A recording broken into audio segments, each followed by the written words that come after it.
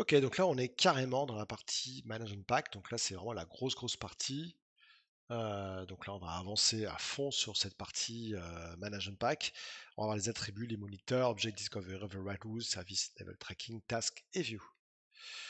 Donc on va déjà voir les attributs, donc on va voir ce que c'est. Donc à chaque fois que vous apportez un Management Pack, eh bien vous avez un ensemble de choses qui sont populées ici. Donc on est parti. Donc qu'est-ce qu'on a en premier? On a les attributs. Donc un attribut est défini comme une propriété d'une classe dans un pack d'administration. Donc les attributs personnalisés peuvent être ajoutés pour collecter des informations supplémentaires sur les objets gérés, qui peuvent être utilisés par exemple pour mettre l'appartenance à un groupe, on l'a vu tout à l'heure. Par exemple, je récupère mes disques, ça peut être un groupe qui est lié par rapport au disque. Les moniteurs, grosse partie, c'est là où vous allez, ça s'exécute sur un agent et détermine l'état actuel d'un objet.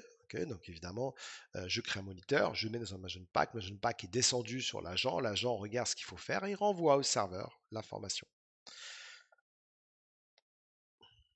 Découverte d'objets, d'accord. Donc n'oubliez pas qu'un moniteur c'est sur un état, hein, je vous l'ai pas dit, mais rouge, vert, bleu, hein, par exemple. Hein.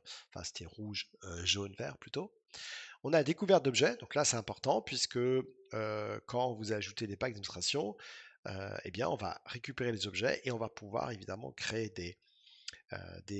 désactiver ou modifier la fréquence à laquelle ils s'exécutent. Okay, donc là c'est important pour la découverte d'objets, on va pouvoir modifier la fréquence à laquelle ils s'exécutent.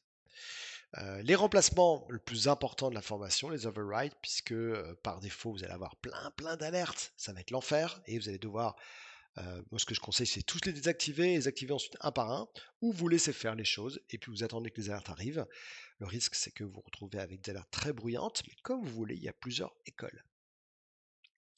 Les règles, attention, une règle n'a rien à voir avec un moniteur, puisqu'une règle, il n'y a pas une notion, ça ne s'arrête pas automatiquement, en plus, ça se ne fait pas automatiquement, et c'est surtout utilisé pour collecter. C'est pour collecter les informations à des fins d'analyse et de création de rapports, et s'exécute une commande selon une planification. Donc, il faut bien comprendre que on va pouvoir voir le journal des événements, les données de performance, un script pour collecter des informations. Les alertes générées sont appelées sans état, alors qu'avec Moniteur, c'est un état et ça passe du rouge au vert. Et quand l'alerte générée par le moniteur est réglée, par exemple un service comme Spooler est démarré, l'alerte disparaît. Pas du tout pour une règle. Le SLA, ça, c'est, vous pouvez comparer la disponibilité des objets gérés en créant et modifiant les objectifs de niveau de service. Ça peut être intéressant pour votre société. Je vous ai mis une vidéo YouTube si vous êtes intéressé de le voir. Je vous conseille d'aller cliquer dessus. Les tâches, ça, c'est quelles sont les tâches qu'un opérateur peut faire à travers la console. Donc, ça peut être intéressant. Et les vues, bah, ça, on a vu ce que c'était, évidemment. Alors, l'agence com, on a déjà vu tout ça, on va pas en reparler. N'oubliez pas que je vais revenir sur tout ce que vous voyez là bientôt, puisqu'on va parler de ce que c'est qu'un management pack, un moniteur, etc. Tout.